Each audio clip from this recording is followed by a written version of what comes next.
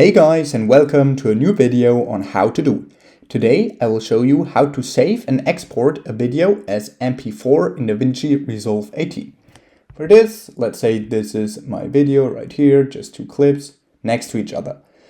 And if you want to export it, you go here at the bottom on the deliver page until this pops up, and then under render settings, you see all your export settings.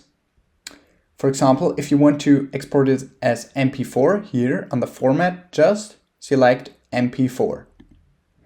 Then the resolution, for example, I'm using 1920 by 1080. Of course, you can go with Ultra HD or something else.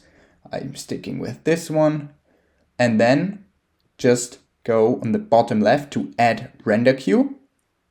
Then you can just select where to export it to, where to save it, and then you can give it a name, save as, let's say, video.mp4, then just hit save.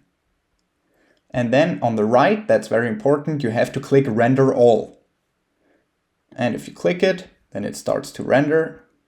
And as you can see here now 80%, and we are done. Perfect, completed in 16 seconds. Okay, that was a little hack on how to save and export a video as MP4 in DaVinci Resolve 18.